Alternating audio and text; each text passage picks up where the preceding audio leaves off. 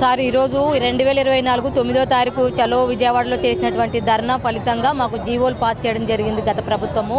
ఆ జీవోలు ఇప్పటి వరకు అయినా మాకు జీవో ఇవ్వలేదు, జీవో రూపంలో ఇవ్వలేదు. హామీ అయితే ఇచ్చింది కానీ ఇవ్వలేదు.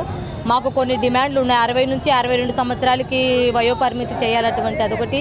ప్రభుత్వ సంక్షేమ పథకాలన్నీ కూడా అమలు కావాలి. అలాగే మాకు అయితే రికార్డ్స్ ఏవైతే ఉన్నాయో ఆ రికార్డ్స్ రిజిస్టర్లు అన్నీ కూడా గవర్నమెంటే ప్రభుత్వమే సప్లై ఇవ్వాలని చెప్పేసి కోరుతూ ఉన్నాము. అలాగే ప్రమాదవశాత్తు చనిపోయినటువంటి ఆశా వర్కర్లకు ప్రమాద బీమా సౌకర్యం కూడా కల్పించాలని చెప్పి కోరుతూ ఉన్నాము. గ్రూప్ ఇన్సూరెన్స్ కూడా గవర్నమెంట్ ప్రభుత్వమే అమలు దాన్ని చేయాలని చెప్పి కోరుతూ ఉన్నాము. తర్వాత మళ్ళీ 26,000 రూపాయలు కనీస వేతనం ఇవ్వాలని చెప్పేసి మరి కోరుతూ ఉన్నాము. తర్వాత ఇంకోటి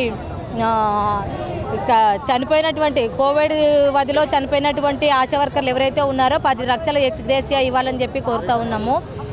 ఈ బి శివలక్ష్మి ఆశా యూనియన్ ప్రధాన కార్యదర్శి. అన్ని జిల్లా కలెక్టర్ కార్యాలయం దగ్గర ముట్టడి కార్యక్రమాన్ని CIT చేపట్టడం జరిగింది. అందుకోసం రాష్ట్ర ప్రభుత్వం మేము కోరుతా ఉన్నాం. గతంలో ప్రతిపక్షంగా ఉన్నప్పుడు ప్రస్తుత ముఖ్యమంత్రి చంద్రబాబు నాయుడు గారు ఆశా అంగన్వాడీ వర్కర్లకు సంబంధించి ఏవైతే వాళ్ళ ప్రధాన డిమాండ్లు ఆ డిమాండ్లు పరిష్కారం చేస్తామని చెప్పాడు. ప్రత్యేకించి ఈరోజు ఆశా వర్కర్ల యొక్క కనీస వేతనం 26 ఇవ్వాలని చెప్పేసి అనేక సంవత్సరాల నుంచి పోరాటాలు చేస్తూ ఉన్నారు. కానీ ఇప్పుడు దాకా ఒక కొలిక్కి రాలేదు.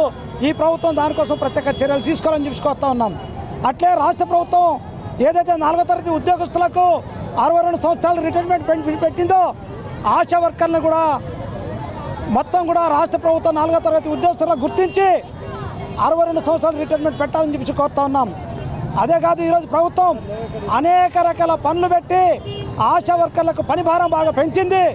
అందుకోసం ఇప్పుడు పని భారాన్ని తగ్గించాలని చెప్పి మేము కోరుతా ఉన్నాం.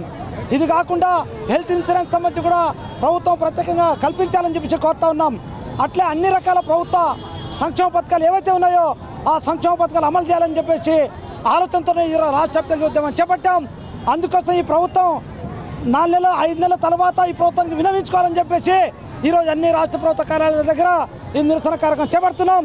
అందుకోసం రాష్ట్ర ప్రభుత్వాన్ని కోరుతా ఉన్నాం, అయ్యా ఇప్పుడైనా ఆలోచించి